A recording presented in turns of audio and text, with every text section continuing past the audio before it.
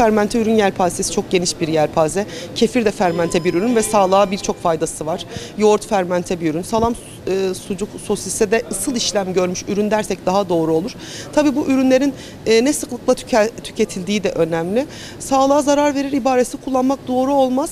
Daha güvenilir bir şekilde üretilmiş, üreticisi belli olan, sokakta etiketsiz bir şekilde satılmayan ürünler daha güvenlidir.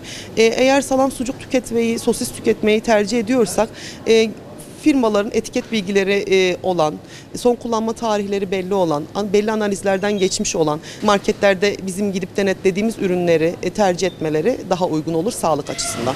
Et mikrobiyal yükü zehirleme ihtimali çok büyük olan bir ürün grubu olduğu için daha çok etiket bilgileri olan, denetlenen, ondan sonra fabrikasyon şartlarda üretilmiş, sağlık koşullarına daha uygun olarak üretilmiş ürünleri tüketmeyi tercih etsinler. Hangi şartlarda nasıl üretildiğini bilmedikleri ürünleri tüketmesinler. Yağ oranına dikkat etsinler, etin kaynağına dikkat etsinler, dana, hindi, onsa tavuk eti gibi durumlara, mekanik ayrılmış mı et, onlara dikkat etsinler.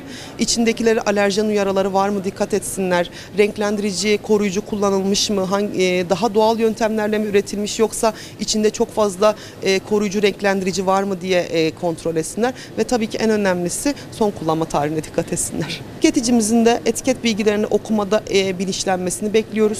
Çünkü hatta okuyabilecek olanlar etiketleme yönetmenliğini okusunlar. Haklarını, nelerin yazması gerektiğini, nelerin yazmaması gerektiğini öğrenirlerse onlar da etiket okuyuculuğu konusunda daha etkin bir hale gelirler. Böylece etikette neyin neden yazdığı, kodlarını, alerjen uyarılarını, ondan sonra menşei, bu ürün hangi ülkeden geliyor ülkemize ya da burada mı üretilmiş, fason mu üretilmiş yoksa yerel bir firma tarafından mı üretilmiş konusunda daha bilgili olur, daha bilgili bir tüketici olurlar. En iyi denetçi tüketicidir ve tüketicilerimizin de yardımını bekliyoruz.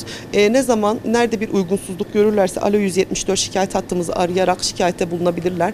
Biz en kısa sürede şikayetlerine cevap vermeye çalışıp denetimlerimizi gerçekleştireceğiz.